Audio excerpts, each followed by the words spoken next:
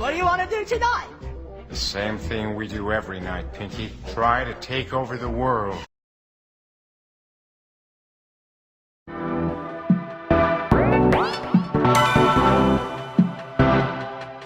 You might think that getting into the IT field is impossible without a computer science degree, but Tech Coach Ralph is here to prove you wrong. Get ready for some jaw-dropping revelations on how to break into this lucrative industry. Listen up, tech enthusiasts! Are you ready to break through into the IT field, but feel like you need a computer science degree to make it happen? Think again! Tech Coach Ralph has some exclusive, mind-blowing secrets to share with you. Get ready to be blown away by his jaw-dropping revelations on how to break into the tech industry without a computer science degree. So get your notepad ready, because Tech Coach Ralph is going to change your life forever. Buckle up, because you're about to embark on a journey to success in the IT field.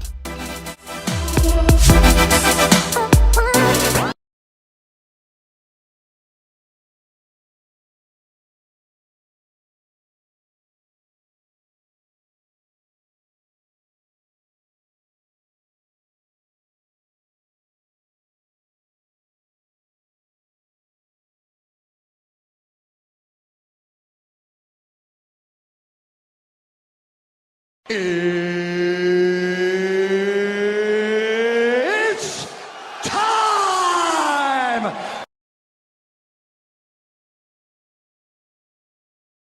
Welcome back to another Tuesday night Q&A session with your host, Tech Coach Ralph. Happy to have you here tonight. We will get into some Q&A tonight. So we will get started. Let's start off with our agenda, of course, like we always do. So first and foremost, I want to say thank you to all the newest subscribers. We have like really great growth happening over here. So shout out to all the newest subscribers. Shout out to my tech barbarians who are working hard every day. Like it's very impressive to see some of the work that they're doing because they want something and they're going out there and get it. You know, helping them gain experience and all that stuff that they need. So once they land that interview, right, they are ready to rock and roll. And then once they are in the job, they are taking off. There is no learning curves, you know, like you might have to learn the job and stuff like that. But getting the stuff that you can do on your own out of the way so you start adding value from day one as opposed to taking away value from other people, you know? So always make yourself valuable. That's my number one, it's the number one thing I always tell you guys, right? Always look for ways to add value. So once again, shout out to the tech barbarians, shout out to the newest subscribers. All right. So like I said, tonight is a Q&A show like we always do on Tuesday nights. And we will have a lot of fun going through these crazy, well, some of them are very educational, some of them are kind of crazy, like, you know, but that's what we're here for, right? So what are we got up? All right, so let's get into the live show schedule real quick.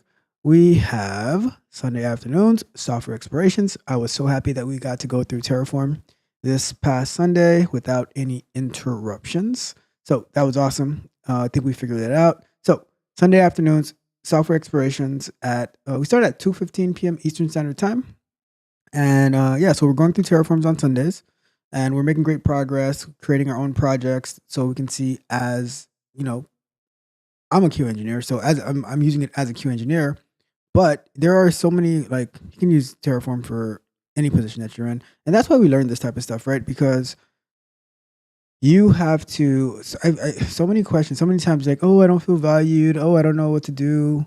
You have to go out there and create your own path, you know, go out there and show that you are valuable, you know, and that these are the things that you know how to do. And this is what you did on your own to learn. And that's why we're doing it, right? So we can learn together and then we can go out there and take over the world, as Pinky and the Brain said, right? So Sunday afternoon, software explorations, Tuesday nights like tonight, Tuesday, October 31st, 2023, Halloween night. Happy Halloween, everyone out there.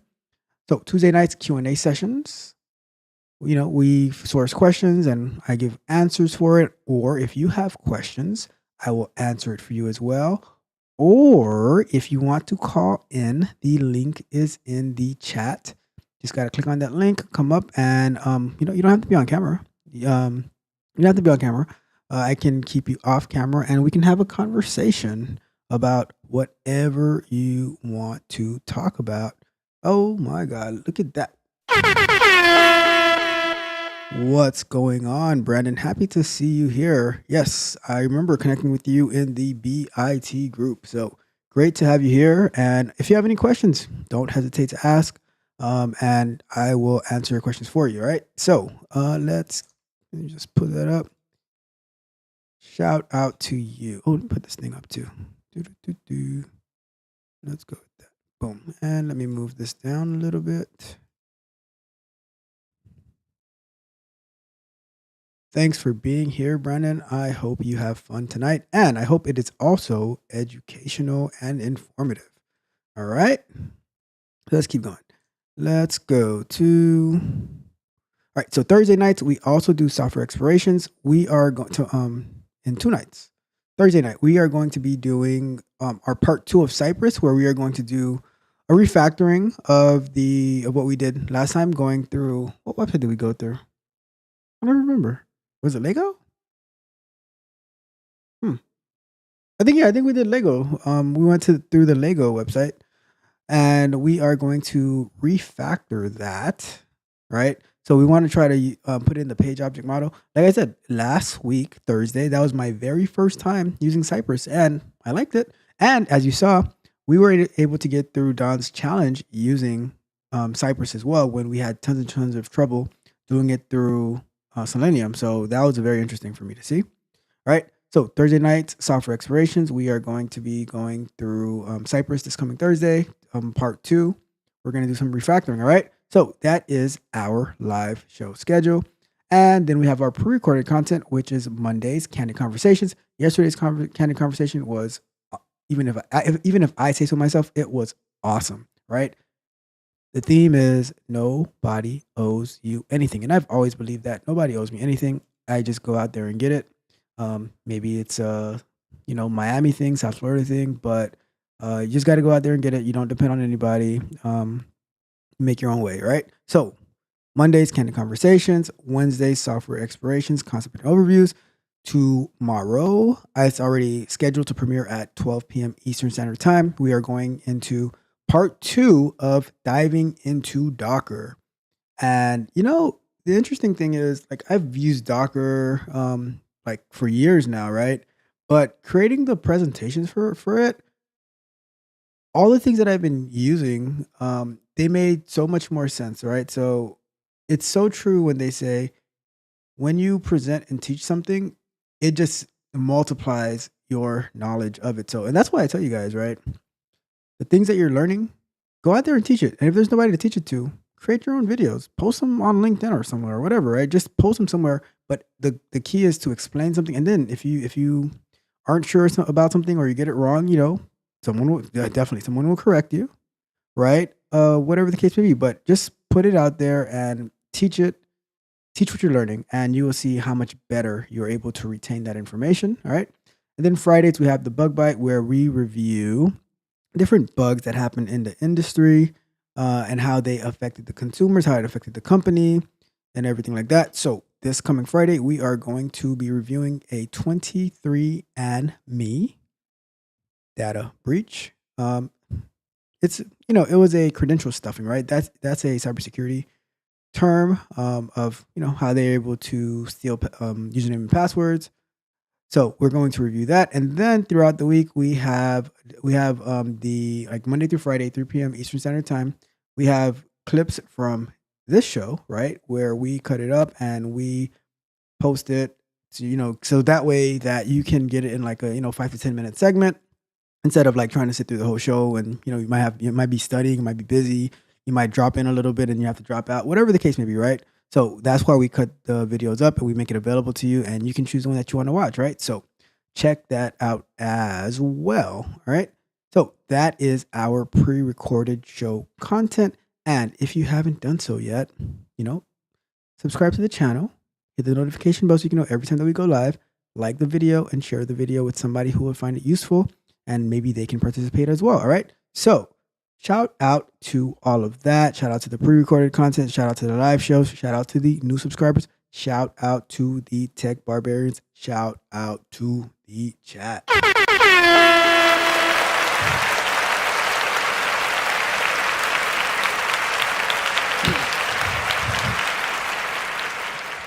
All right. So if you are new to the show, the way that we do it, we will, once we get started on our questions, we put 5 minutes on the timer.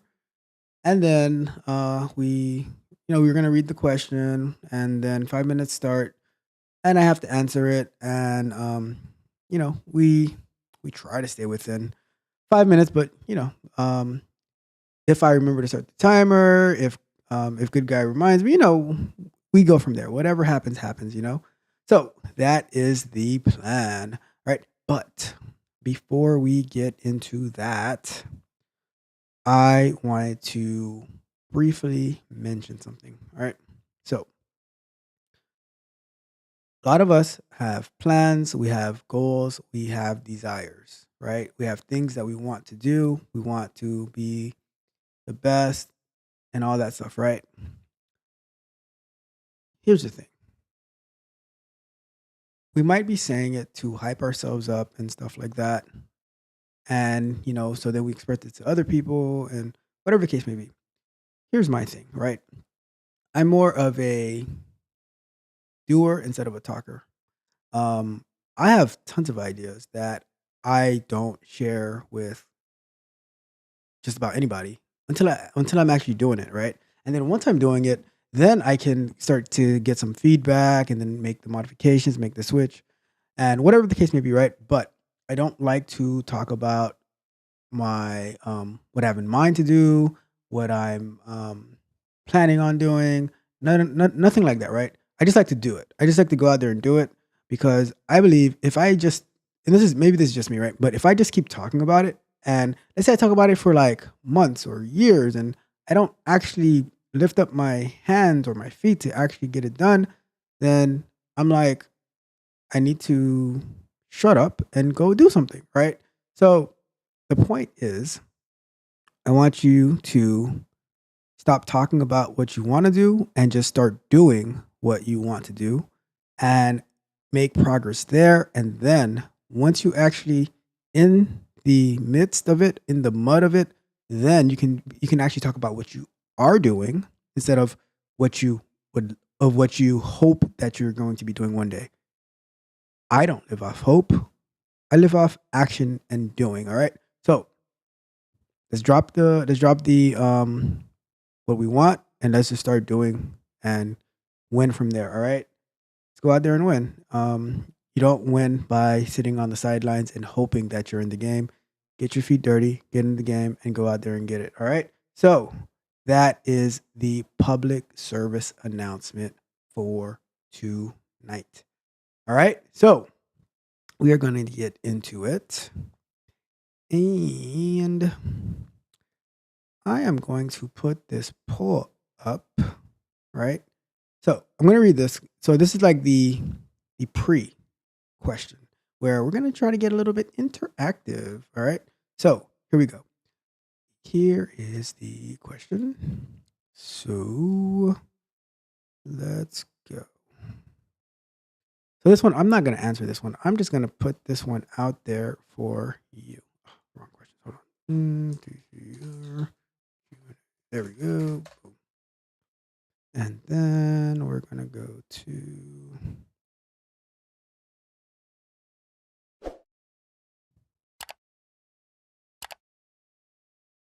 All right. So I'm going to put a poll. After I read this, I'm going to put the poll up, right? So let's do this. I'll put a different sound. We're going to start this one off like this.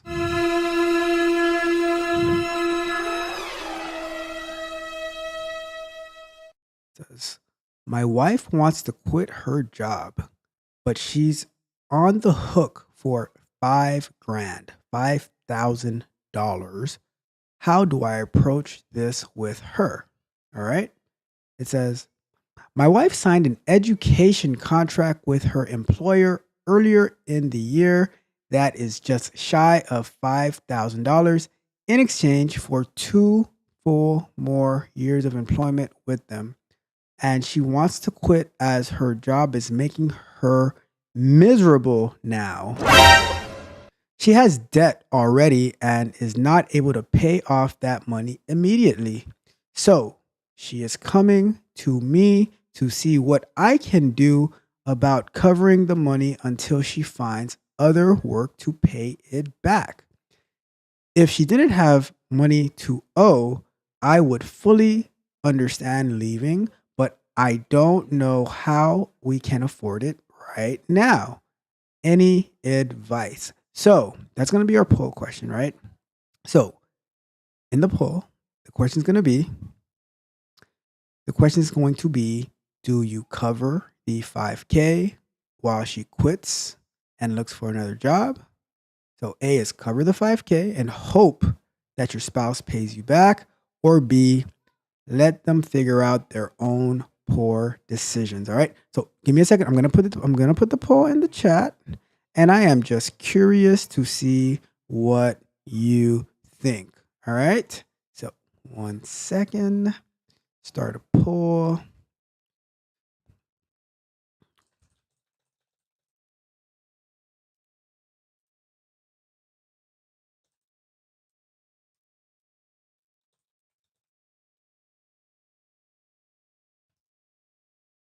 And we are going to go here.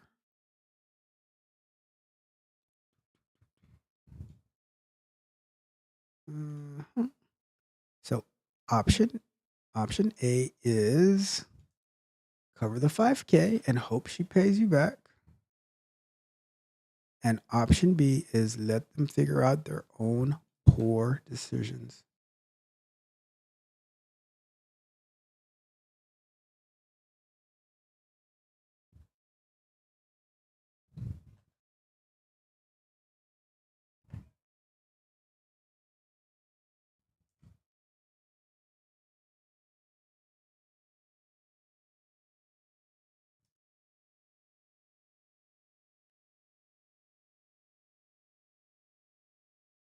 And option B, let them figure it out.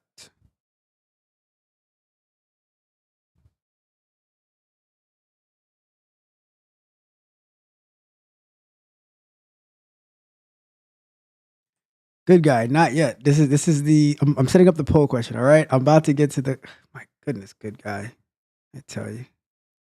All right, start the poll. All right, poll is started. I am curious to see what the chat thinks about the 5K. All right, so I'm gonna minimize that for now, and we will revisit it later in the show. But so good guy can get off of my back. All right.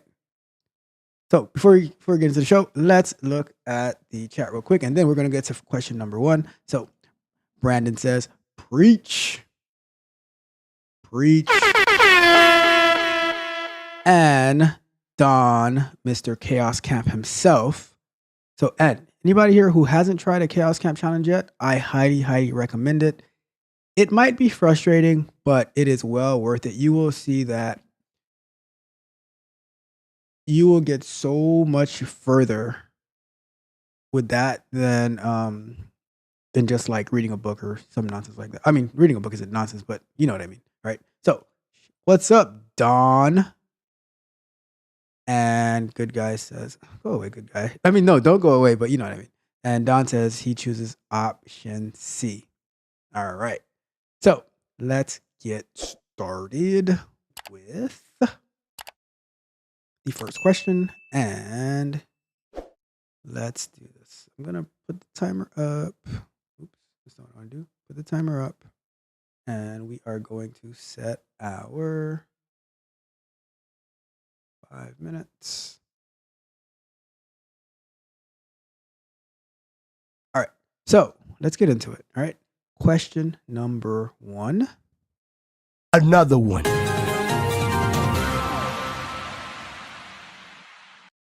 This one reads, I'm in a dilemma. So I'm a QA automation engineer with 7+ years of experience. I'm feeling very frustrated with my job as a QA. It's not my team, nor the tech I work with.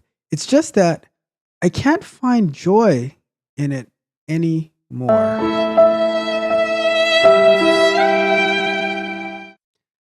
I just keep doing it because my salary is above the average in Brazil. Bom dia. For a QA, something about around 13,000 reais per month. I'm very skilled in JavaScript and TypeScript. Even done some freelance things before, but I know I don't have the knowledge to be a mid-level or even a senior developer. This post is just to get this off my chest. I can't pretend that this is fine. It's not healthy, but at the same time, I can't quit. Remember T.I. said he can't quit, you know? I keep thinking about changing to DevSec or even a developer position, but the amount of time to specialize and the salary weighs a lot on my decisions. I have a family to take care of. Any advice are going to be very, very much appreciated. All right. So let's start the clock. So they're not happy here. You know that means when someone's not happy, we have to. I hate it here. I want to go home. So I mean, all right. So you're feeling frustrated with your job as QA. All right, fine. So you don't like it anymore. You don't find joy in it anymore.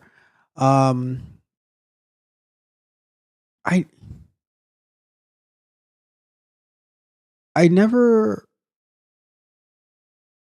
thought of a job about like having it bring me joy. I guess I molded myself to just enjoy what I do instead of doing what brings me joy, if that makes any sense, right?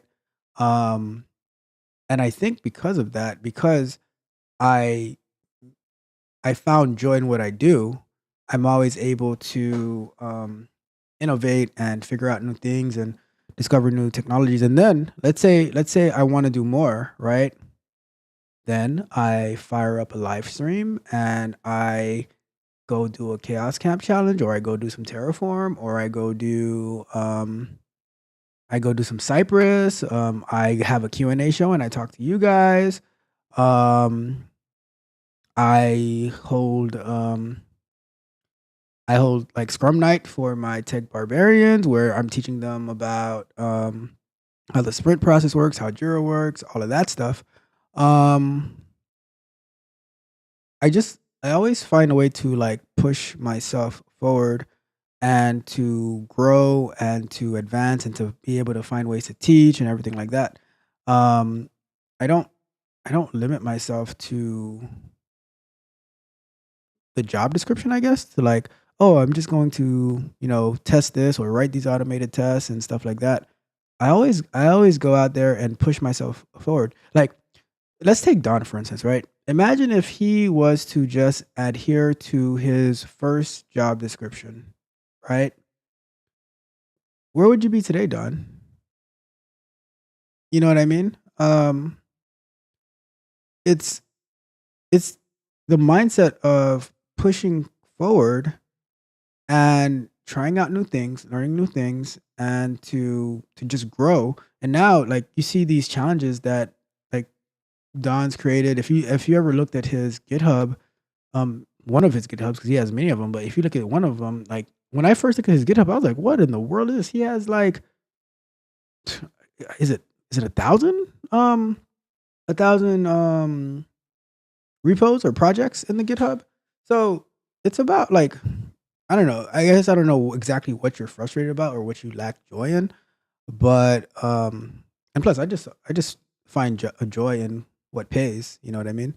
I love tech and stuff like that, and I love being able to work closely with the developers, but also not having like the burden of development itself, right?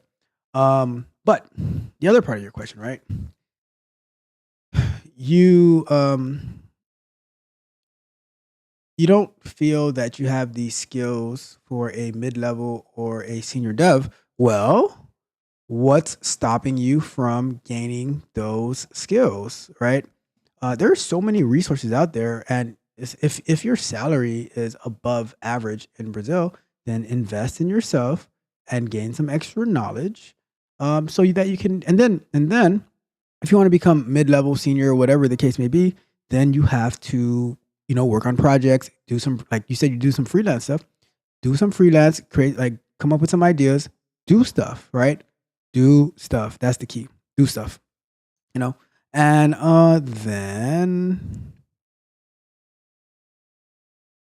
then you keep thinking about a developer position and the amount of time to specialize. Sometimes you gotta just gotta think less, do more. Think less, do more, and get out there and get it. Like, like, you know what? Like I was saying earlier, we will just have analysis paralysis, and we don't do anything. We just like, oh, I wish I could do this. I wish I could do that. I hope to do this. I hope I do that. Like, just get out of that hope. Get out of that wishful Back to thinking. work. Chop, chop. Let's go. Come on, get a move on. Back to work. Back to work. Back to work. Oh, that's not the one that I wanted. But you get out of that wishful thinking, and you go out there and you do something, and you go from there. All right. So, with that being said, yeah. And you know what? Let me read Don's comment before we end this question out, because he will offer some great insight as well. Because if you don't find joy in it,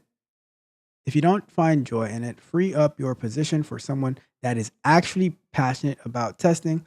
Tell your boss you want to be a dev and get on that track. Facts. And Don says, if I stayed in my lane, I would be a sad, burned out, hating my job.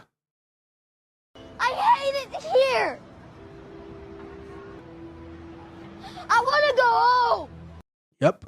You got to push yourself forward. All right. So, hope that helps.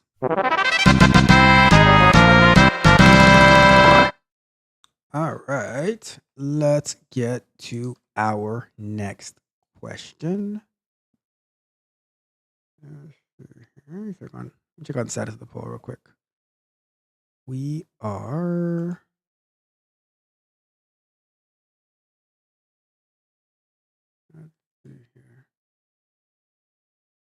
75% says let them figure it out. Okay.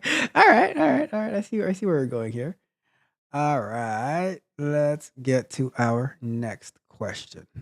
So, and the link is in the chat. If you want to call into the show, you are more than welcome to do so.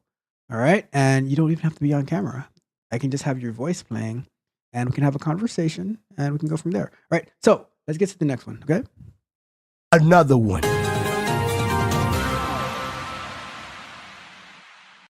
Who uses a test plan anymore? When I first started testing many years ago, test plans were considered a very important part of the process. Now it seems less and less companies are interested in using one, even after I explain why they are useful. Just wondering if this is common these days. Well, let's start the timer before good guy gets on my case again. So, I use a test plan. My company uses a test plan, and there are many. To me, there are many benefits to the test plan, right? And I remember at previous companies, we did not like the way that we do test plans at my current company. We did it differently. We would actually write um, test cases, and I would put them in the test case management system based on the acceptance criteria of the stories. So based off that acceptance criteria, I would be able to come up with different test cases that needed to be tested for the story that we're working on, right? But here we work more off of test plans, and the way that we do it is we'll write a test plan and then we'll discuss it with the developers so that they can have an idea of what QA is going to be looking to test, and then what happens with that is so I'll give them my scenarios, what I'm looking for based on the acceptance criteria of the story, and then they will also give some feedback. Oh, we're also going to be doing this. You should look into that as well. So the benefit of that, so there's a few benefits, right? So the very first benefit, I personally work on these test plans early in the process so that I can try to catch them like at the initial stages before like that they start developing so their development can have that testing mentality in mind, right?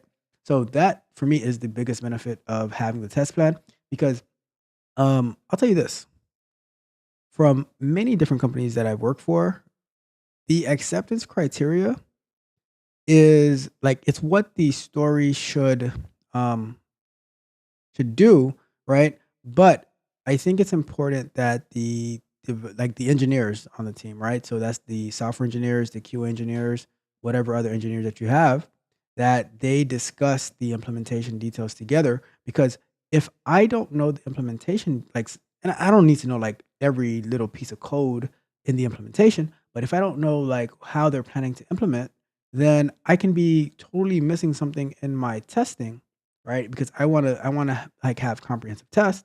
So I could totally be missing something if I do not if I don't take that into consideration, right? So that's why that's one of the biggest reasons that I like to do the test plan, right?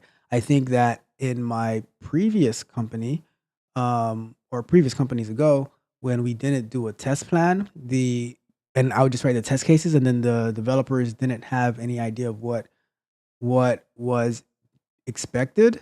That led to a lot of bugs, right?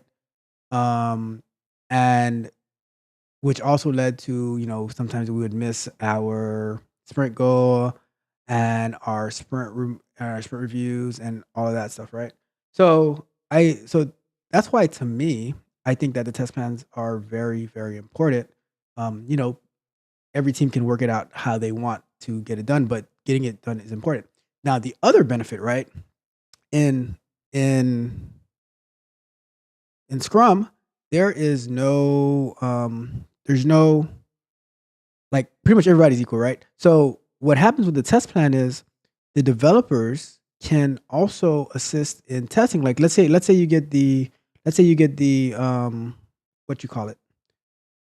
Let's say you get the development done late, you know, and now you can other developers can help in the testing so we can get the story over the line, we can get it done, and that way we can go to market faster. But if the test plan is all in your head, then what are you supposed to do, right? What are you supposed to do? So that's why it's good to have it in writing, and then you can have documentation to what you're validating and stuff like that. All right. So that's why I see the test plan as very, very important. Let's see what Don has to say about the test plan. Don is he's my co-host, right? Don says, at my company, test plans are still required as part of the definition of done. A good test plan will have the areas of test, type of test, responsible parties. And I'll also say this as well, right? I'll also say this. With the test plan, right? You can have a historical reference as well. Because I remember just the other day, some like one of the directors said, "Oh, we need to test this thing. Do you have a test plan for this?" And I was able to go back through our test plans, and I said, "Oh, here it goes. And here are the test cases that you can use to validate whatever it is that you're looking to validate." Right. So that's why the test plans are important, and I think that you should. A lot of times when things get rejected is because we are not making a good case for it. So I think maybe this question or maybe this answer will help you answer the question and make a better case on why it is essential for you and your company to be doing test plans. All right. So there we go. All right.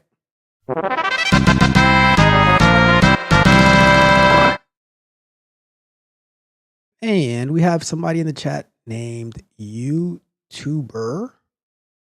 How are you doing? This is live. All right. And slow down with the fast messages, all right? Or, but happy to have you here. How can I help you tonight? If you have a question, please post it in the chat. And Don also says test plans are good for knowledge sharing, cross pollination of the teams. Yep. And another thing that I like about the test plans and I like about having documented test cases is that when onboarding new members, right, whether they're developers or they're QA or whatever, right, you can use those test plans and those test cases so that they can, actually go onto the software, the application, and get familiar with it, and that also helps with that. What Don is saying about the knowledge sharing, right? You can use that as training material. So, very useful in many, many different situations. All right. So let's get to our next question. All right. Another one.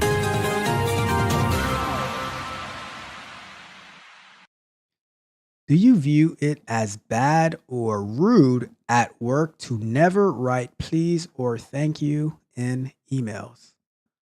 One of my coworkers at work never, and I say never, writes please or thank you in emails.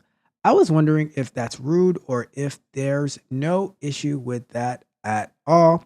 For example, if there's a task that she wants someone to complete, her email will be like this. Oh, okay, hold on. All right, we're gonna. Nah, all right, we won't do it. We won't do it. Or, okay, we won't do it. I thought about it, Don, but I'm not gonna do it. I am not gonna do it. All right, so.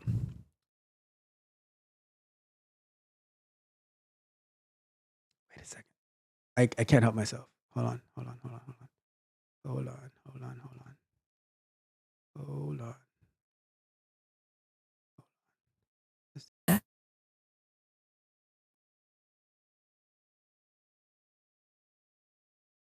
Hi, Kyle. The website needs to be restarted. Restart the website so I can log back in. Thanks. Yes, so I can log back in. Megan. All right, I couldn't help myself. So, should be back to normal now. All right. So, they ask, what would you recommend at work? Would you change the email? So,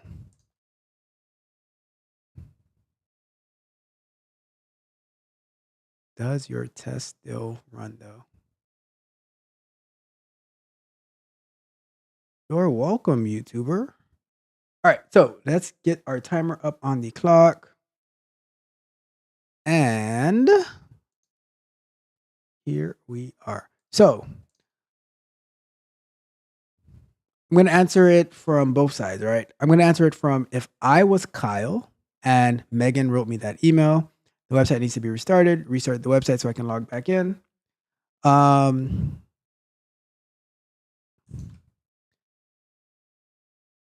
Does my check continue to clear? Like, does my check make it to my account every Friday or every other Friday, whatever the case may be? If the answer is yes, then I don't care. If it's my job to restart the website and to take care of the whatever it is that needs to take care of.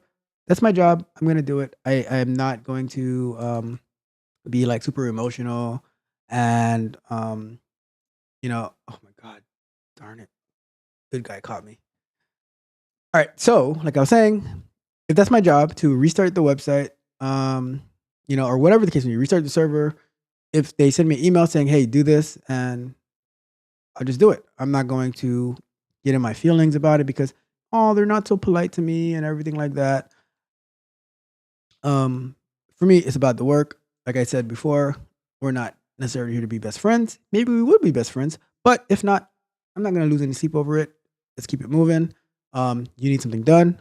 I'm the person who was hired to do it. So you asked me to do it. I am going to do it, and we can keep moving forward. And I'll just send you a response saying, "Hi, Megan. The website has been restarted. Ralph," right? Whatever. So no big deal. We can just have that cordial work conversation, right? Which I honestly don't mind at all. There are some people who they're straight to the point. I think a lot of times that I'm straight to the point, and I need to remember that, maybe I could, small talk a little bit more, Now, let me answer from the other side. When I'm writing emails, especially when I'm writing emails, right? When I'm talking in chat and like quick messages and stuff like that, I'm a little more to the point. And because like we might have already started talking throughout the day and we already got all the niceties out of the way and all right, we're working, we're getting stuff done, right? When it comes to emails, I try to be as polite as possible where I'm saying hi. I don't really ask how you're doing because I think that's a waste of time in emails, right? But I'll say hi, and I say this is what we're working on. This is what we need to do. But I do put please. Like I'll probably say like, can you restart the website, please? I need to log back in. Thanks, right? But that's when I'm communicating out. But the way that they communicate in, I don't really care, right? Can it be seen as bad or rude? It could be if you're like sensitive and stuff. But I try to stress this as much as possible. I see it as work first, right? There's a job that needs to be done. I'm hired to do it. I'm going to get it done, right? If we want to add a few extra seconds to like say hi, thanks, please, I'm with it. I don't mind. But if you don't, I'm also with it. I don't mind. Let's keep moving forward. Let's get the job done, right? To me, getting the job done is number one. And if we can do that together, then I think we're winning, right? So I don't think we need to have all that extra, but when I'm communicating out, I do go out of my way to be personable, and that's how, and I think that's how as well you get people to like working with you and to add value and stuff like that. I don't feel any way about it when it comes the other way, but I just do my part to be able to leave a good experience, good feedback, and everything like that, right? So that's how I see it. Incoming for me, I don't care. But when it's outgoing, I do my best to be polite, to be nice, and everything like that. I remember one time at a company a long time ago, right? And I get to work and I get straight to work. I'm like, oh, this, and the person is like, good morning to you too. I'm like, oh, okay. Good morning. Okay, now I need this thing done. So whatever. So no, it depends on who you're working with. Some people are more sensitive than others. Maybe you're the sensitive one. I don't know. But I am more about the work and getting like I'm mission oriented. Put it like that. I'm mission oriented. I want to get the job done. I want to get it done well. I want to get it done right. I don't live in my feelings. Sometimes I wonder if I even have feelings. So unless I'm watching a movie on LMN, then that might be a different story. So with that being said, let's move on with that.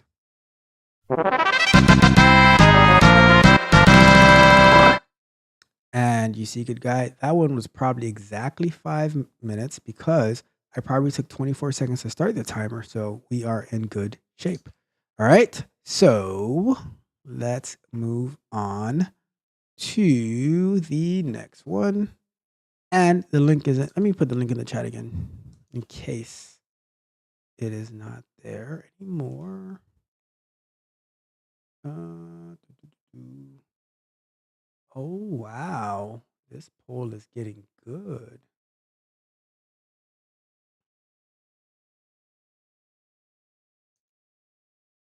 Mm.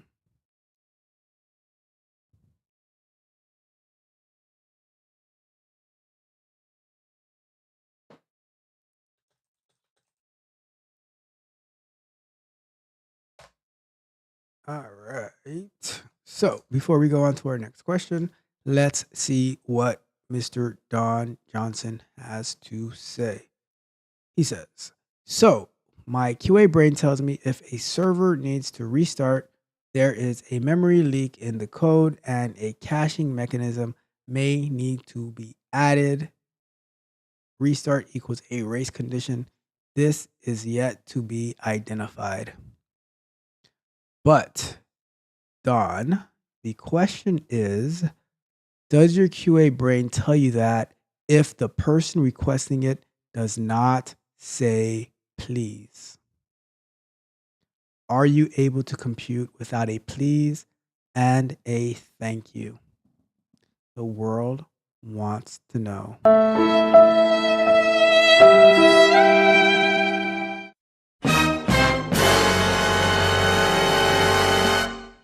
All right. Let's get to the next one. So, all right.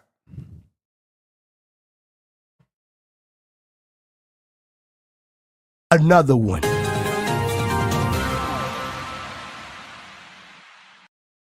Types of companies that are best to work for. I've been a software tester for about 3 years and only ever worked for small companies, family ran. Workloads are high pressure and intense.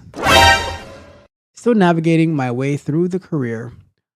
Would be good to hear other experiences.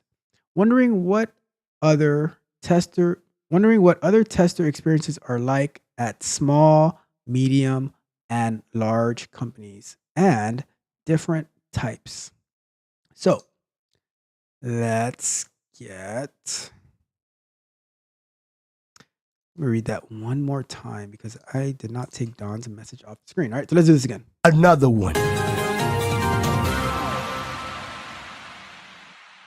Types of companies that are best to work for. I've been a software tester for around 3 years and only ever worked for small companies, family ran. Workloads are high pressure and intense. Always the promise for automation, but no follow up. Still navigating through my career. Would be good to hear other experiences. Wondering what other tester experiences are like, small, medium, and large companies and different types. So, I'll say this, right? I've worked for small, medium, and large companies, right? And you're not getting me this time. I work for small, medium, and large companies, and I would say that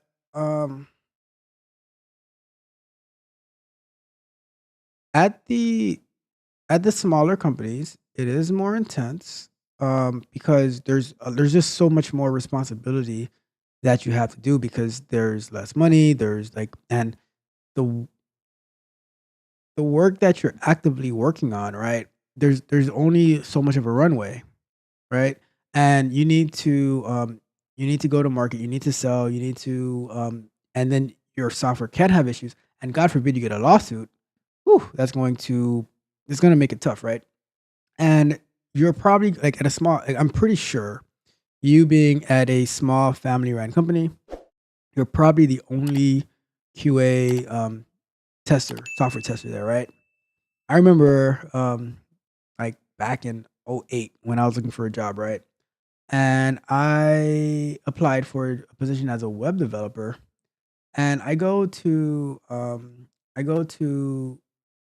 have this interview, or yeah, I had this interview, and I drive to the other side of town to find out. Like, I was driving into a residential neighborhood, and the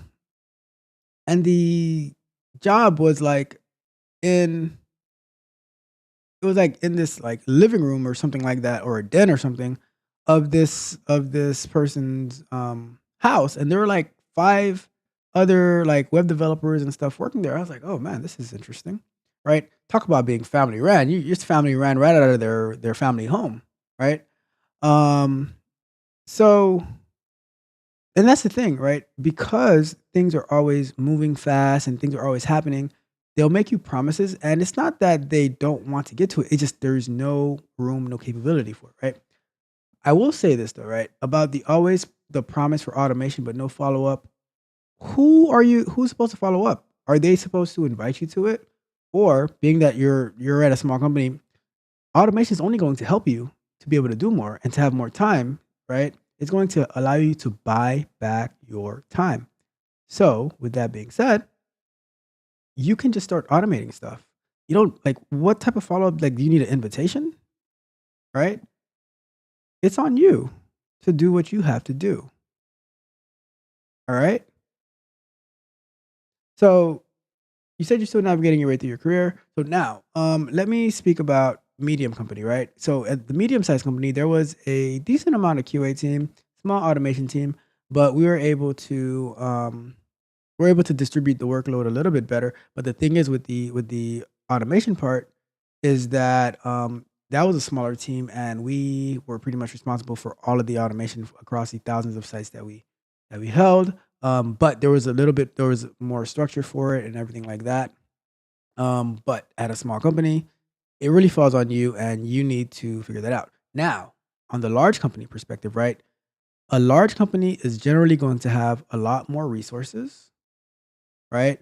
And a bigger QA team and more engineers. And they're probably going to have, and this is not for all companies, right? I can't speak for all companies, but I'm going to say the expectation would be that there is a better spreading of the wealth of, distribution of workload and of knowledge. And there's going to be other people that you can learn from and resources. And they probably will even have a budget that they can help you learn and stuff like that. So I know at the large company that I worked with is that like there's so many different things that are happening, and you might think that. So here's the thing: one of the things I like about Scrum is you might think that it is a large company, but on a development team, there's only so many developers and QA engineers and a Scrum master or product owner and everything like that. That it ends up turning you working at a large company into a small team, right? And you guys work together, but there are many other departments and people and that you can reach out to and get more help from. And so I like I would say before I was nervous about working at big companies, but then given the opportunity that I've seen that you get from working with large companies and with the budgets that they have and how you're able to explore and learn more, I hands down really enjoy working for a large company because so many opportunities to learn, so many things that you can do. Like in my first week there, being exposed to Terraform, being like exposed to more AWS stuff, having the freedom to try things out, and not being constantly under the gun of, oh, we have to do this, we have to do this, we have to do this, and then everything gets thrown on the back burner. I think I actually really enjoy now working for a large company. I didn't know if I would, but they have a way. Like there's a way to make a large company feel small because the people that you interact with on a day-to-day basis, it's not that many, and it works out fine. All right, so that's how I see that. All right.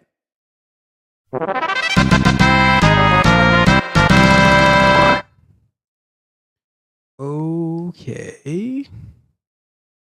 Question. So after this question, we are going to let me see. After this question, we are going to close our poll and we will go to the bonus. So let's get into the next question. Another one.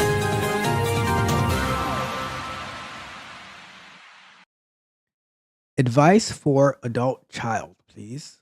Um,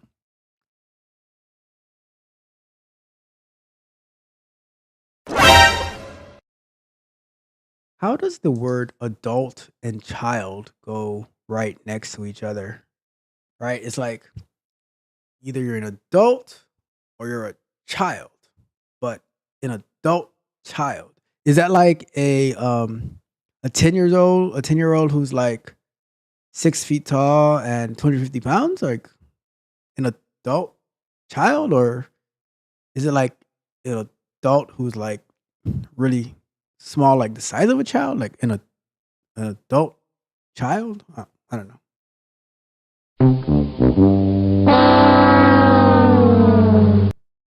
It says, my stepdaughter is 25 years old and a recent college fine arts graduate. 6 months ago, she's graduated. She has been auditioning and applying to some entry level positions in the industry without success. She lives with us and we cover the cost of housing, groceries, etc., and pick up the tab when we all go out or travel. Her days are pretty unstructured and empty. She has very limited work experience. Would requiring her to get any job, for example, a crappy, okay, but not unsafe, be in her interest, or is it reasonable to give her more time, 6 months, a year, 10 years, 20 years, her whole entire life, to find something that she wants to do? Well, she wants to do fine arts, whatever the hell that is. Okay. I definitely worked my share of non-career jobs, and I feel like each one helped make me who I am, but I don't know what hiring managers look for. Is any work experience better than virtually none? Or are both basically irrelevant? All right. Here we go. Here we go. This is the stuff that I like to get into. So, your adult child who is 25 years old, and we'll start that up. Your adult child, 25 years old, right? She has been applying for entry-level positions. She lives with you. You cover everything, and you pick up the tab when you all go out. So, well, see, I don't necessarily have a problem with like covering the housing, groceries, picking up the tab, and everything like that. The problem that I have is having unstructured and empty days. Time is money. There are 8,760 hours in a year, and you should be allocating them very, very meticulously. You should know what each hour of the 8,760 is being used for. So you can easily calculate how many hours you sleep, the time that you eat, the time that you shower, the time that you are working for your company or yourself, whatever it is that you're doing, time that you're studying, the time that you're watching Netflix. Every little thing should be allocated and calculated so you can see what each thing costs you, right? I created the time cost calculator based on a formula that I love, right? Taking the taking the total amount of money that you make for the year, which in her case it's 0, and you divide it by 8,760, and it tells you how much hour of your time is worth, right? And now you multiply that by the hours you spend doing whatever it is, and it shows you how much sleep costs you, right? How much going out costs you, how much watching Netflix costs you, whatever it is that you're doing, how much watching sports costs you, whatever it is that you're doing, right? It tells you exactly how much time that is costing you. And with that, that will help you structure your time, your days better, which to me, that's the biggest problem, right? Not having any work experience and having unstructured days, right? So would require her to get any job, i.e. crappy, okay? So the problem is she should have got the crappy jobs when she was like 16 years old, but it seems like you guys are sheltered her into becoming your adult child instead of a child when she was a child, right? Now she's an adult child. And you're like, and here's another problem, right? Giving them time to find like something that they want to do.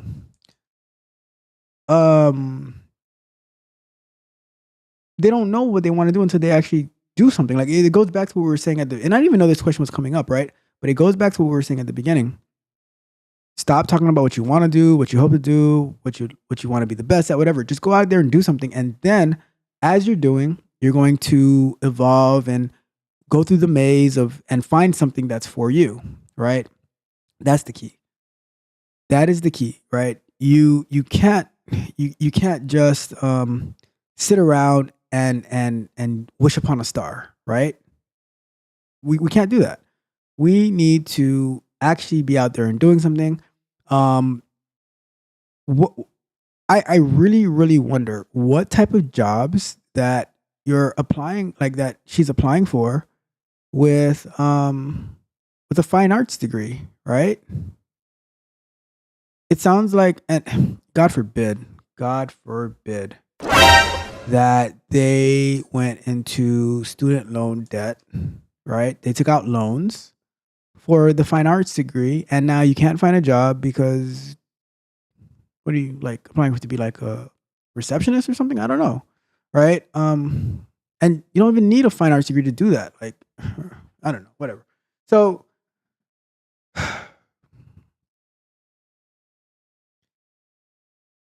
there are so like that's the thing that really kills me, right? When you don't know what you want to do, right? There's so many websites. You can jump on Udemy and you can like why don't you as a parent sign up for the why don't you number one, give them some guidance in their life. Number two, sign them up for like a Udemy what do you call that thing? The monthly plan where they can go through different things and they can start learning something. They can start doing something, you know, maybe they become a tech barbarian and they can get some coaching that you're not giving them, right? And they can get some help so that they can actually find something that can actually help them grow instead of just sitting in your basement or your couch or whatever, eating up all your food, you know, giving you a tab for drinks and travel bills or whatever the case may be, right? You're probably buying their clothes and everything, you know? So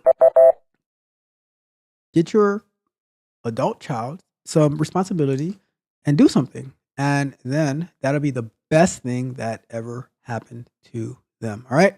So find a job, any job, do something, and then go from there. All right.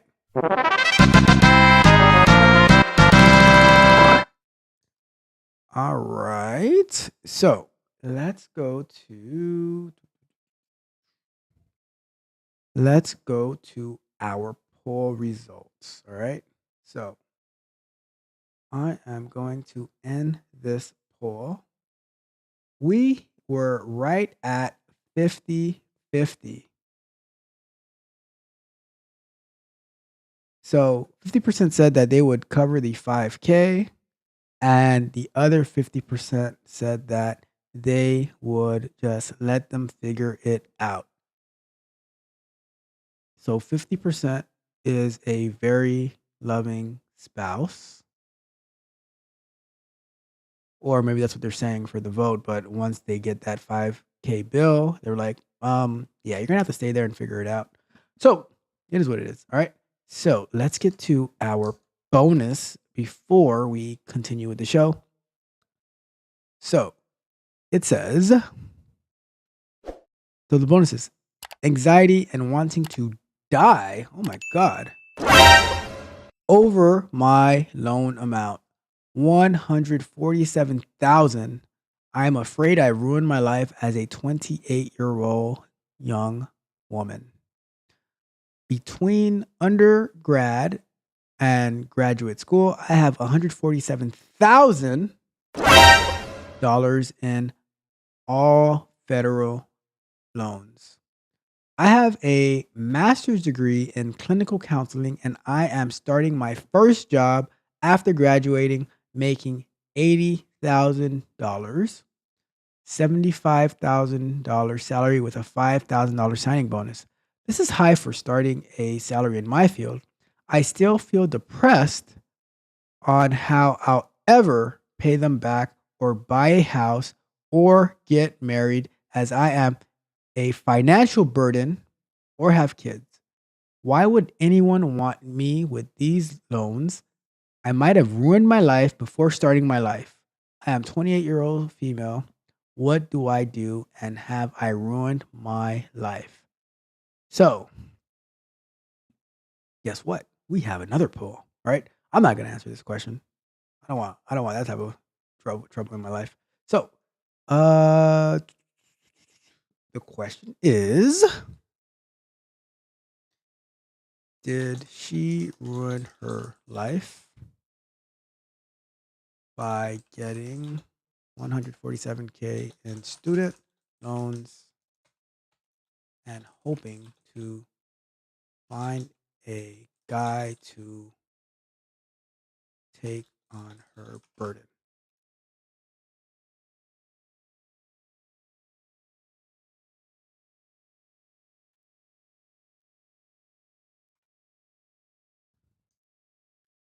Yes or no?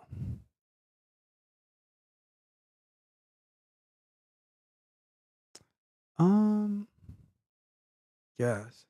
We'll go with that question.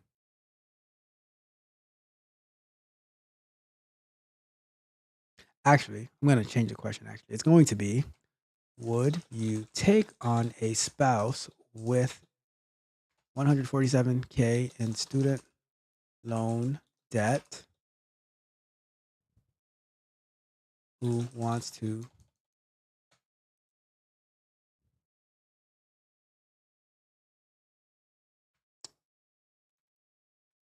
let's take that. All right, cool. Here we go. So the question is, would you take on a spouse with $147,000 in student loan debt? Yes or no?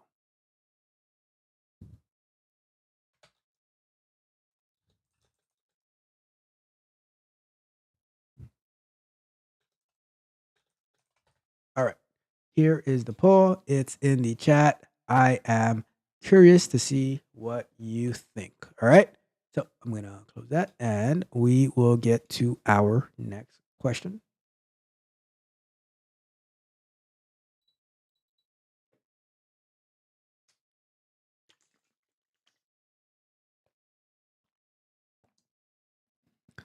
All right. And if you have any questions that you want to talk to me about, feel free to hit the link in the chat and we can have a conversation. All right.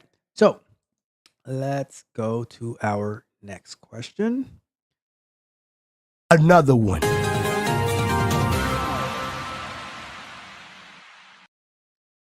Software testing requires perfect coding and programming language knowledge. Hi, testing pals. I've been learning the fundamentals, concepts, tools, and techniques for software testing for the past 2 months, in addition to getting exposed to manual testing.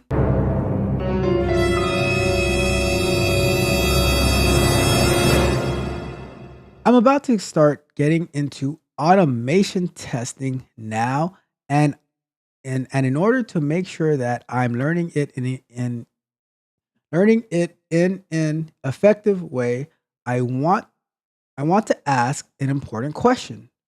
Does the automation testing require excellent knowledge of coding and programming languages? I'm aware of the basics when it comes to JavaScript, HTML, and CSS, as well as other stuff related to the software, but my inquiry is that would the basic knowledge be enough, Or do I need to be a coding expert to excel at automation testing, or what? All right. This is right up my wheelhouse. So let's put our timer back up on the clock. And we will start our timer for a good guy. Okay, so the short answer is you do not. And I repeat, you do not need to be a coding expert to do automation. You don't, guess what? You don't even have to be a coding expert to write code, right? I saw on Instagram the other day someone who wrote 4,000 lines of code, and they had no, and I repeat, no compiling errors. Do you believe that, Don? 4,000 lines of code on their first go, and they had no compiling errors. Now,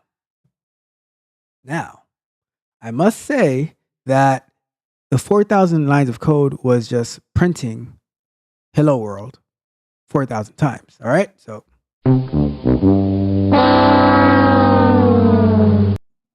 but let's get serious. No, you don't need to be a coding expert in order to start like automation and stuff like that. When I first started automation, I barely I knew HTML, CSS and stuff, right? But I didn't know. I was using unified functional testing at the time, and I think they used like Visual Basics or something, and I didn't know much about that. And then when I went to when I went into Java with Selenium WebDriver, that was totally foreign to me. But I was able to follow some tutorials and able to get my first test to run, and then I just went from there, and it was a great experience. So, and to this day, I am not a coding expert by any means. I am able to I know how I have the logic, right? But the actual knowing all the details about the coding language, I don't think anybody knows all the details about the coding language, right? There are software engineers, software developers who are in the mix on a daily basis, and that's specific to a particular language, right? Because I believe someone who does Java, right? They can easily go into C#, they can go into Python and everything like that. But the problem is, if they are specifically a Java developer, they know all the ins and outs about Java and all the things that you can do. And there's going to be a learning curve when they go into a different language, But you don't need to be an expert in every language. You just need to be you need more of the mental on how to to come up with the ideas of what you need to do. And then once you have the idea, then you can find out. I'm an excellent Googler, right? I can do the best searches and find what I need to do. And that's how I got very far in my career, is by knowing what to search for, right? It's not about just off the top of your head on knowing how to do something. It's knowing what to search for, knowing how to implement, knowing how to strategize, and then once you know how to ask the right questions, then you can go and you can network and get the assistance that you need. But if you don't know how to ask the right question, you don't even know where to go, right? So that's why I don't think that you need to be an excellent coder or anything like that. You just need to get started, right? And as you get started, then you're going to start thinking about, oh, I wonder how I could do this. And you're going to search it, and you're going to okay. And now you start building your toolbox, right? That toolbox is the most important thing that you can have, because if you do it once, you know it's possible, right? Do you know how many times I've searched for the same XPath, because it's not an XPath that I use on a regular basis, right? But I know that it exists, and I know how to find it when I need it, right? And which I might use it once a year, maybe something will come up where I need it, and then I go and I find it, and then I implement it, and I use it, and I go from there. So the point that I'm making is that you don't need to be great at coding, especially if you're doing automation, right? The more you know, the faster you will go and the better quality that it'll be. But to get started, to do something, it's not that serious, right? Being a QA automation engineer is more about being able to strategize and being able to come up with good automation scenarios and implementing it instead of having like the most amazing code in the world, right? The better that you are at coding, the better it is for you, but that should not be your limitation. You should just go for it. You shouldn't have any limitation. Just go for it. And based on that feedback loop that you get, that's how you will continue to make progress. All right. So great question.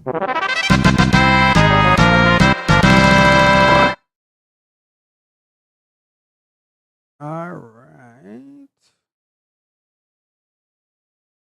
Let's go with our next question.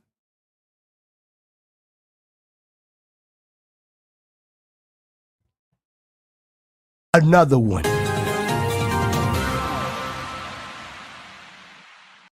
How to get a easy-going security job that pays decently. When I go to Chase Bank at night to make a deposit, I see the security guard just talking to his wife on the phone, watching a movie, or taking a nap. And he told me he gets paid $20 an hour. How do I find this kind of job? The reason I ask is because I heard most security jobs require standing up for the entire shift, which is what stopped me from wanting to be a security guard. But seeing the bank security guard getting to sit down and be on his phone seems like a dream job for me. How do I get hired for this role? I guess that's what we're going to talk about. Let's put our 5 minutes up. So,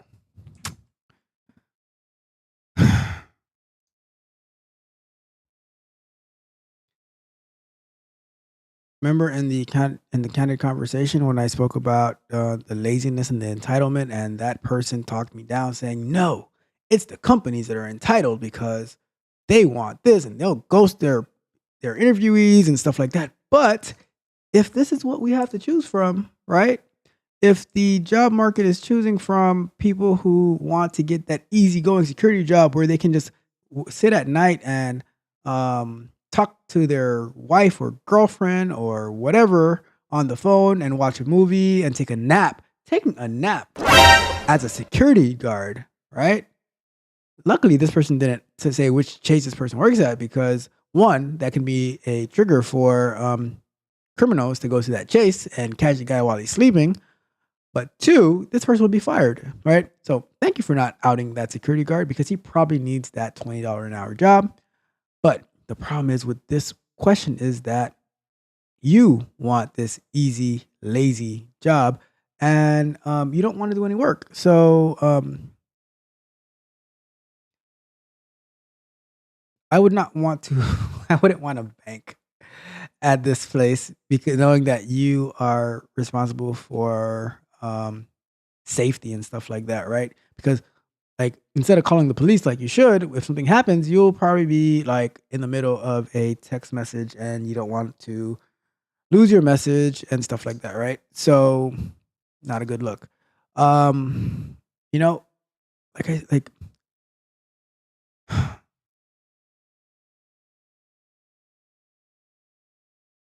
it's pathetic, right? The things that like we don't want to work hard, and then we want to be given something. Well, whatever it is that you're going to do, right? If you're going to become a security guard, you got to go get your security guard license. So that's the first step. Before you can even ask this question, how to get this lazy job where you just sit around and you do nothing at night, you know, scrolling through Facebook and Instagram and all of that, watching a movie, taking a nap on the job, right? Well, go get your security guard license, right? Go get your security guard license, and then start applying for security guard jobs, just not in South Florida, please. Please, not in South Florida. Right? But yeah, start applying for security guard jobs at banks, I guess. Apply for the night shift. I don't know. All I know, when I watch TV shows, I never see good things end up for the security guards. However, there is a easygoing job that you could get that you could probably sit around all night and all day, where you get to talk on the phone and watch a movie and take a nap. You only have to wake up when when there's a boat coming, right? So the bridge operators, right? You know, like when the boats are coming and they need more room and the bridges go up and stuff like that. I think that's a pretty easygoing, laid back job, as long as you know how to operate the bridge and you don't fall asleep in between the bridge being up, you know.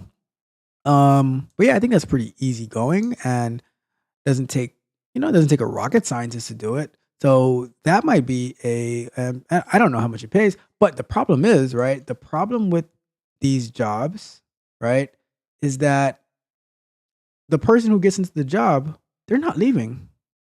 Unless one day they wake up and they say, you know what?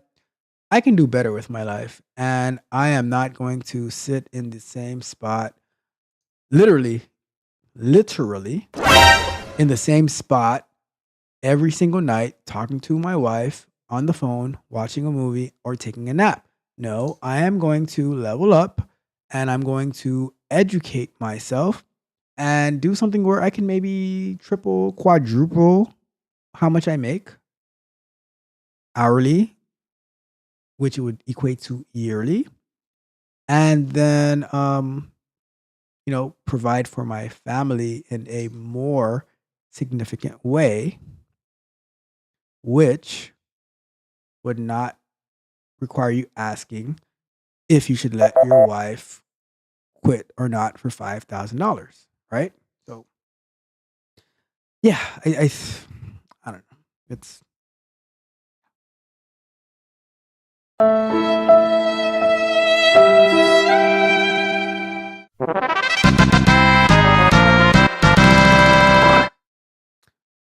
right. Let's see what we got next. So and the link is in the chat if you want to join the show. If you have a question, we can have a conversation, right? We got some time. Have a conversation. It is totally up to you. All right. So let's get to our next question. And by the way, if you are having a great time here tonight, if you are being informed, if you are being entertained, which I do need to get a soundbite for that, but if you are being entertained, please subscribe to the channel, hit the notification bell, send me a message in the chat, right? And like the video, share the video, all that good stuff, okay? So let's keep going. And here we are. So the next one. Another one. Should I tell my manager I've automated? So I just started my new job as a business analyst.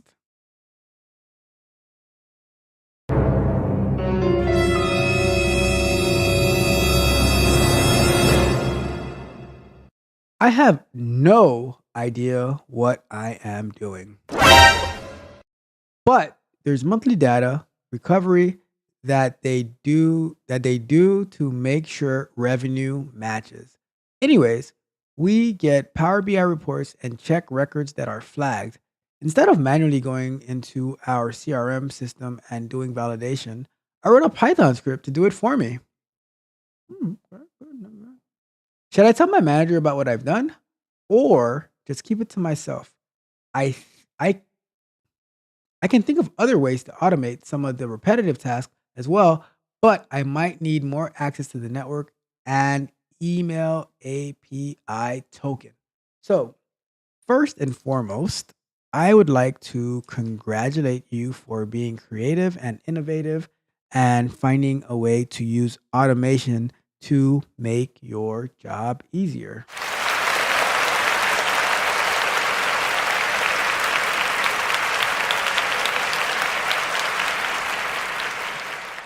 Now, the question is, should you tell your manager about what you've done? Well, it depends, right? It depends on the company that you work for because um what's the policy, right? And I'll give you a quick little example. Someone told me the other day that so they just started a new company and they were kind of nervous because they messed up, right?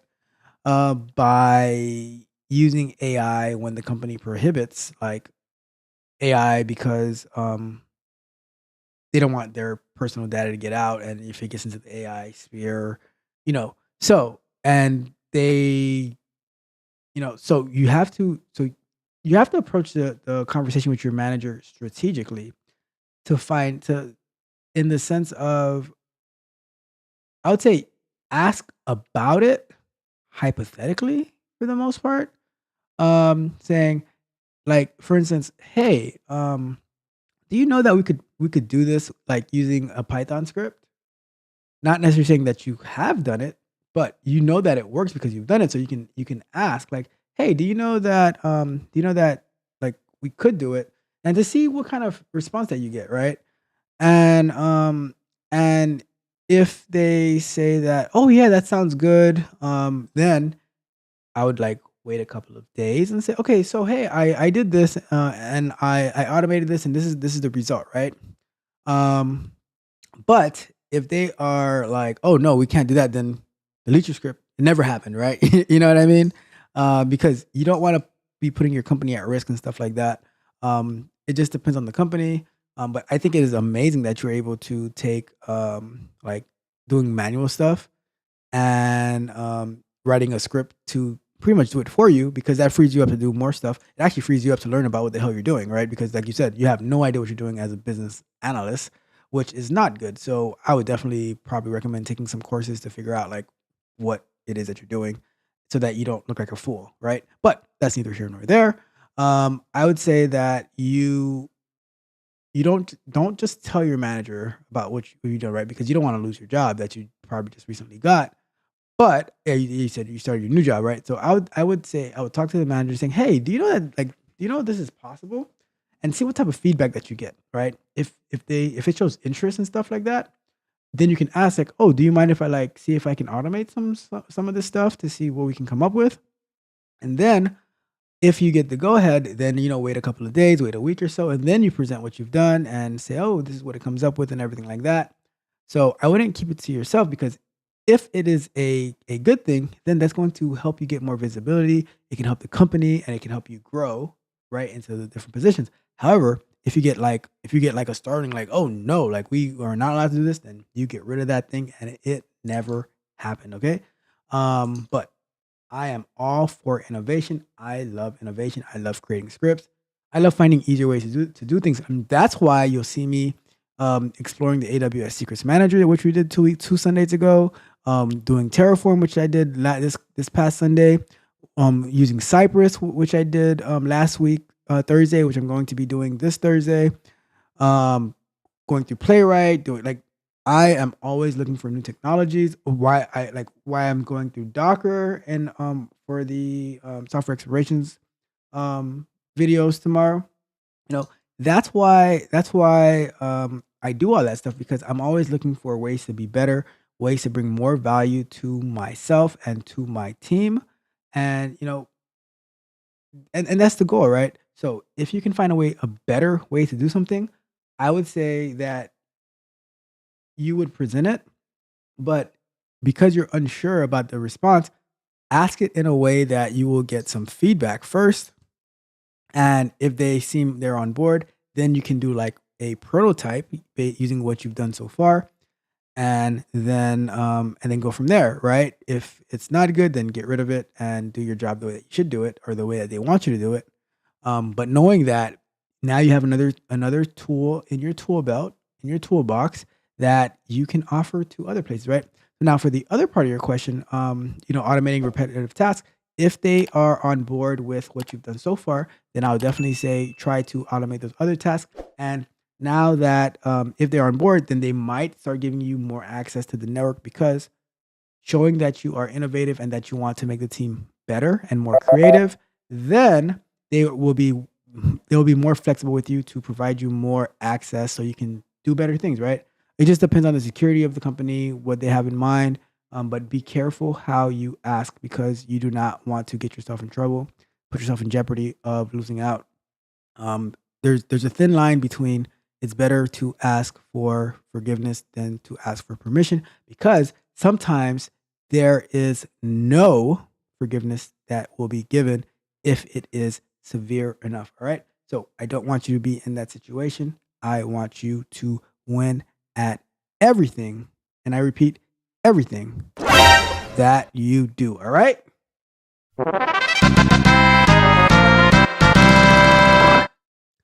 Alrighty then. Let's get to our last question of the night. And let's see here. After this question, then we will check our poll and then we shall shut it down. So here we are. Okay. So it says,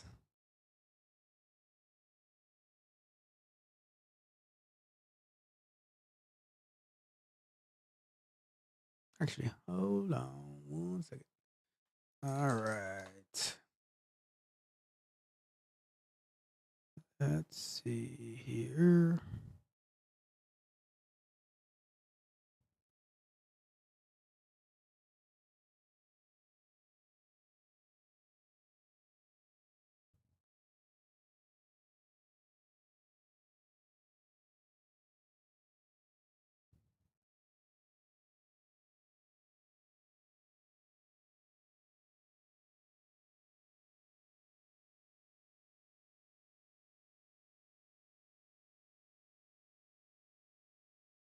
Let's see here.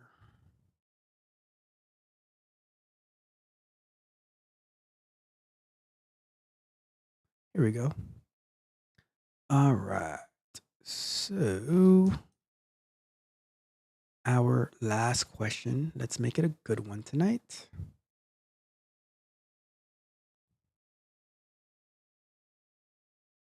And one more time, happy Halloween to everyone.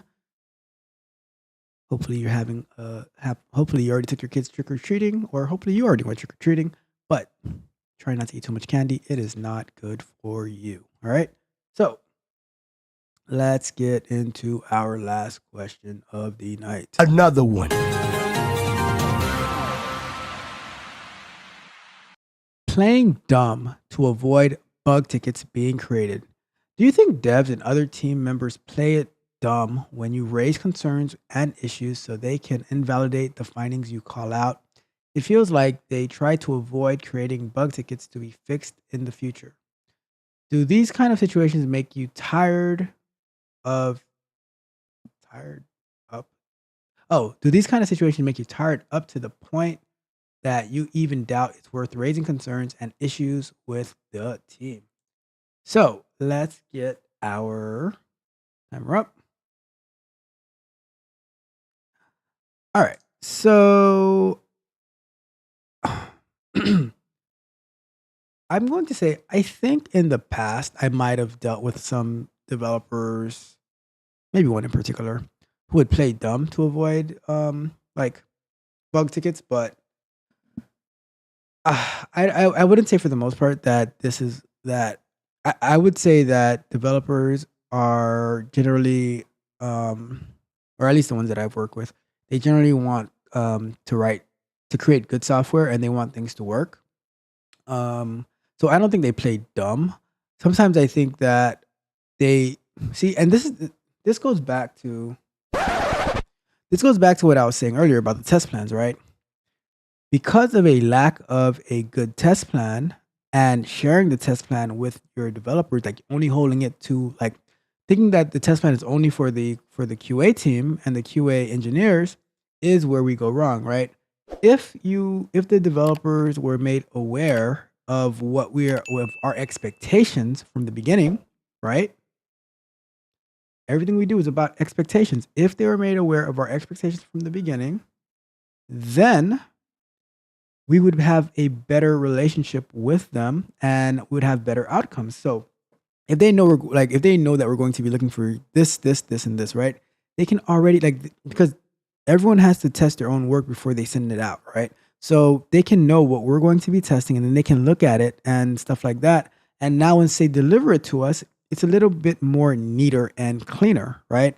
So I don't think that devs play dumb. I think that we, and by we I mean like QA engineers, we don't communicate well enough, right? We still think that our job is to just wait and sit around for all the development to be done, and then it gets tossed to us, and then now we start going like little robots and stuff like that. The era for waterfall is over. Don't go chasing waterfalls, right? Don't go chasing waterfalls. Okay? We need to communicate with our developers early and often. The same way that we expect to get feedback from our stakeholders, well, we should communicate to our developers early and often what our expectations are, what we're looking for, what our testing strategy is, what is our test plan, so they can have that in mind as well as they implement, so that they can have a testing mindset as well. As a QA engineer, as a QA analyst, as a tester, as an SDET, it is your job, it is your duty to be a advocate for quality, right? You have to be an advocate for quality. And with your advocacy, you are responsible for making everyone you're responsible for making everyone have a quality mindset. All right. And by doing so, making everyone have a quality mindset, then the whole team is working on the outcome, a quality outcome of the software. It's not about just testing. It's about providing amazing, dope software for your customers. At the end of the day, in my opinion, right, which is right, okay, my opinion is right. So it's not my opinion, right?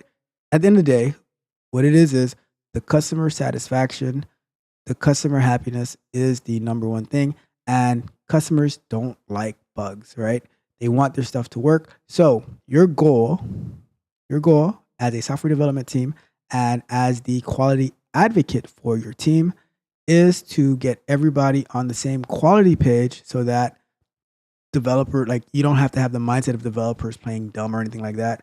You guys work together, and everything is in everything works well, right? Everything flows. So to me, that is always the goal, right? There's that's how I do it. That's how I approach it. That's how I've been successful. I don't try to I don't assume the worst of people, you know?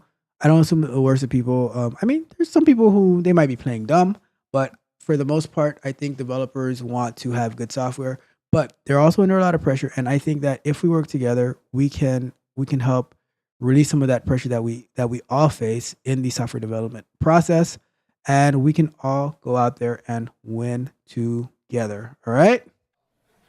I mean, all we do is win, man. You know that. All right. So that is that question. And we have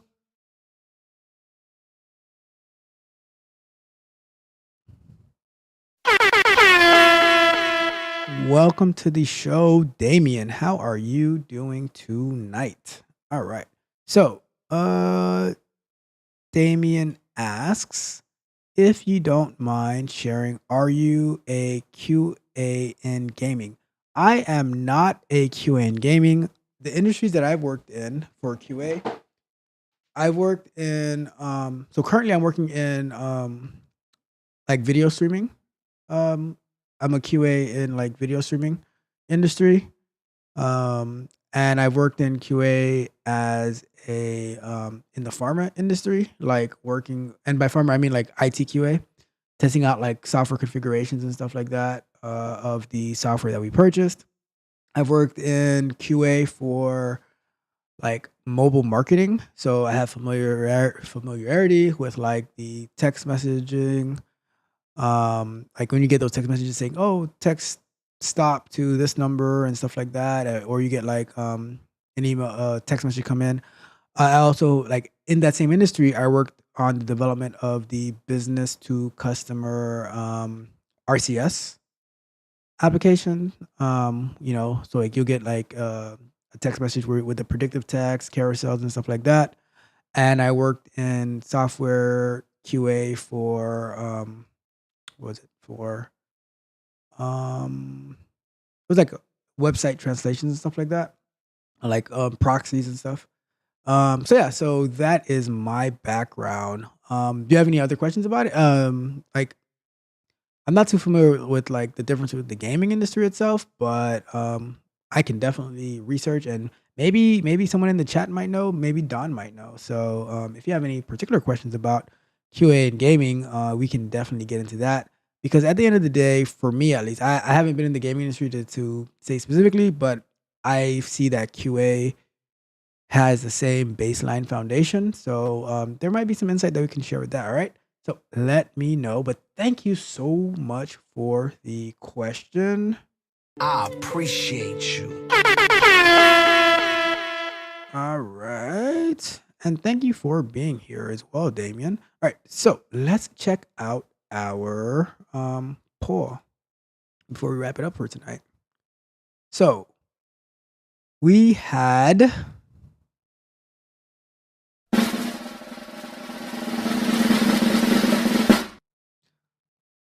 100% that said on the question of would you take on a spouse with $147,000 in student loan debt, 100% said no, run for your life.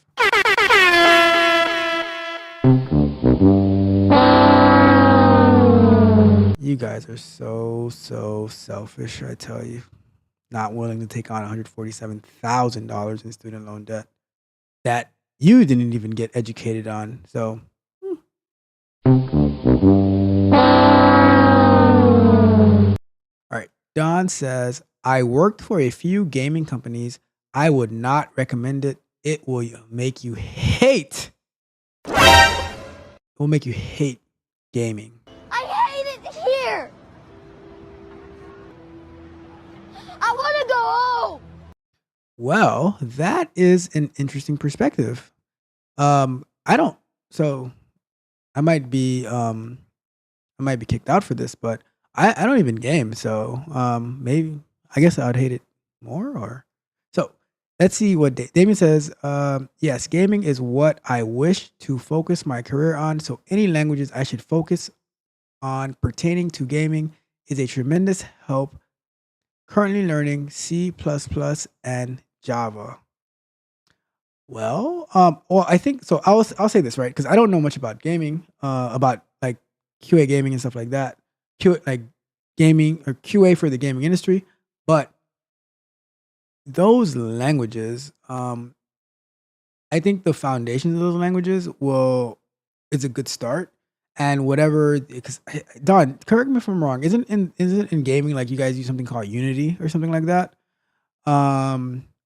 So, but I think that the like learning C++ and Java, that foundation of coding is going to help you with pretty much anything that you do, right? Getting that foundation is going to help you with anything, right?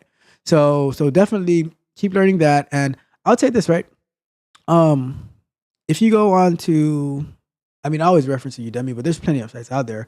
But if you go to search like in their search like for QA gaming and stuff like that, I'm pretty sure you'll find something there as well that can definitely help.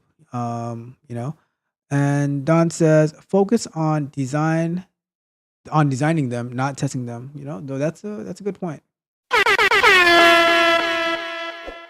That's a good point. So Don says focus on designing the game, not necessarily testing it, because I see the point that you can end up not enjoying game. Like if you like the game, you can end up not enjoying gaming. So that's a good point. That's a good point.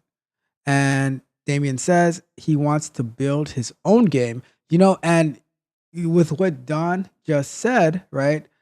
If you want to build your own game, then you probably do want to focus on you do want to focus on designing it and not necessarily testing it, because you can be the one to hire the tester and make them hate gaming, and you can continue to enjoy designing games and playing games while they hate it. All right. So, and let's keep going. Don says, learn Unity or GoBot, right? And let me do a quick search real quick, right? Udemy.com. I'm just pulling up Udemy and seeing if they have Unity. So they have Unity game development. I can share the screen real quick. Normally on Tuesday nights, I don't share the screen, but why the heck not? Let's see here. We want to go to this. So I'm on Udemy's website real quick, right? And I just did a search for Unity game development, and right now they have it on sale. $17.99. The ultimate guide to game development with Unity. Complete C# Unity game development 2D. Complete C# Unity game development 3D. $19.99, $24.99, $18.99, $13.99. There. So yeah, I would go with Don on this one, right? I would say if you want to design your own game, I would say focus on that. And let's click on this real quick, right? So this is, I always like to look at how many hours the courses are. 36, 30, let's say 37 hours of video, but then the time that it's going to take for you to do that. Is there, oh yeah, let's see. You can do, if you want to donate, which is not required, but very much appreciated, you can send a Cash App to, let me drop it in the chat for you.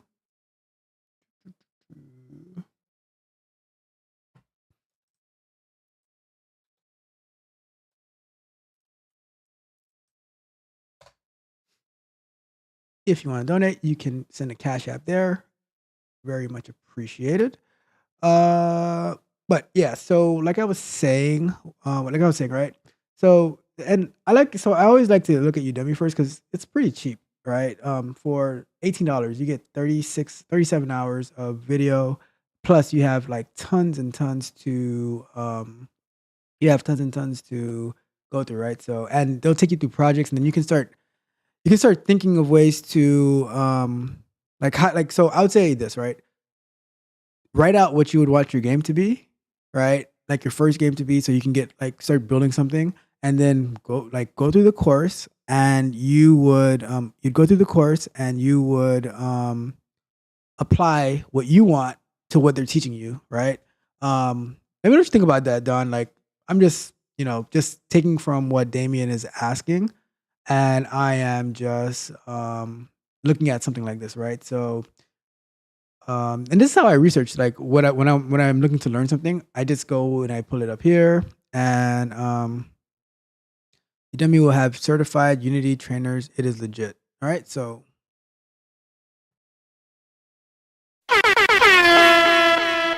Don co-signs it, right? So if Don says it, I believe it, right? So and it's gonna have you create some games, and then now you have that understanding,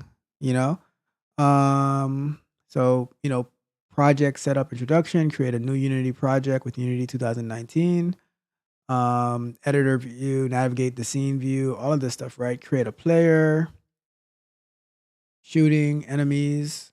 And I think and you see all these different sections, right? I think that this will give you a good comprehensive understanding. And I think as well as you're building it, if you have a testing background, you'll also you'll also think of things as well. But like if you want to build it, if you want to build a game, I would say you shouldn't be the one to test it, right? You should hire somebody to test it, and so send me like we can talk some more about this definitely. But I think Damien that this would probably be the best route for you to take because you're already learning C++ and Java, right? Let me put this. So let me go back to the full screen. Yeah, definitely check it out on Udemy.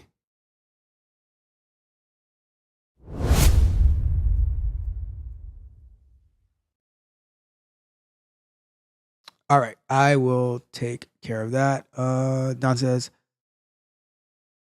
okay, I will do that as well. So let me put it in the chat for you.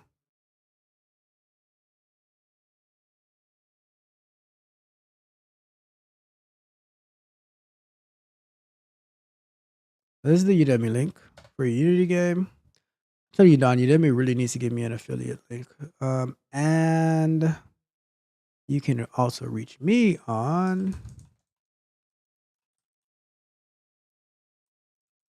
If you want to send me an email, you can contact me there. Fill out the form, and we can talk some more about that. Because I'd love to talk to you about this as well because I've never done much with gaming, but it will be cool. And Don says, still the industry. Let me go back to over here. Don says,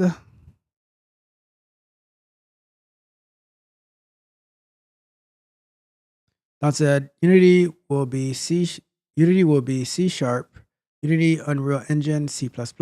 Bigger studio write their own. Bigger studios write their own engine. Did Don say anything else? I think that was it. Cool. So yeah, so this is great. And this is the reason that I like to do this show so much because we had Damien come in with a question about getting into the gaming industry, and my good friend Don was able to help shape everything. So this is wonderful, and I do look forward to talking to you a little bit more about this, Damien, because I just have genuine interest in all this type of stuff. I personally don't game, but I would love to hear about it and hear about like what you're thinking, and maybe can help you strategize and stuff like that. I'll tell you this: like I remember one time I was talking to a good guy, and we were trying to figure something out, and I was like, "Hey, do you mind if I bring Don onto the call?" And then Don came on, and we were talking, and then we spent like an hour talking, and we came up with a wonderful strategy, and good guy was amazed and everything like that, right? So perfect. And thank you for stopping by, Damien. You have a wonderful night at work, and I will talk to you later, right? So I think we are good for tonight. So let's do this. All right. We are good. So all right, cool. So that's it. We are done for tonight. Thank you for being here and rocking with us as we went through all of these questions. Hopefully you had a great time and that you were entertained, and that let me see something.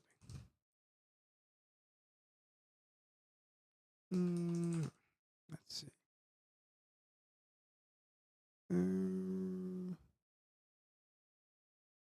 Let's see. Okay. So yeah, hopefully you had a great time. Hopefully you're entertained. Hopefully you learned a lot. And we will do this again next week. But in between next week and now, we have Thursday night, we're going to be doing Cypress. And Sunday, we're going to be doing Terraform. All right.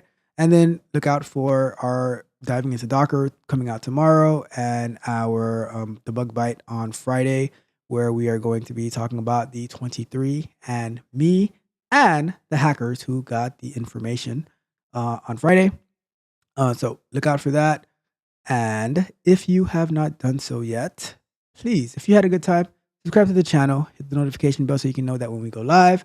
and we can have more conversations together. We can learn and grow together because we are all in this together. We have one goal, and that goal is to win. All right. So that is the plan. And if you haven't done so yet, check out the Patreon. See all the stuff that we have in there. You can sign up for the Patreon for free, and maybe later on you want to upgrade to one of the tiers. You can go from there. But sign up for the Patreon, and that way we can be in communication. We're just getting that much closer together, and we build our own community, and we go out there and win. We're going to be successful. All right. So like the video, share the video, all that good stuff.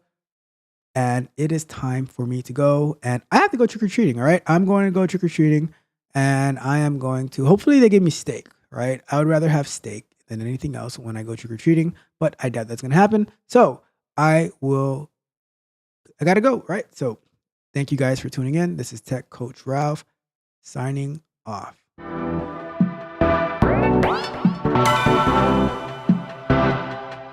You might think that getting into the IT field is impossible without a computer science degree, but Tech Coach Ralph is here to prove you wrong. Get ready for some jaw-dropping revelations on how to break into this lucrative industry. Listen up, tech enthusiasts! Are you ready to break through into the IT field, but feel like you need a computer science degree to make it happen? Think again! Tech Coach Ralph has some exclusive, mind-blowing secrets to share with you. Get ready to be blown away by his jaw-dropping revelations on how to break into the tech industry without a computer science degree. So get your notepad ready, because Tech Coach Ralph is going to change your life forever. Buckle up, because you're about to embark on a journey to success in the IT field.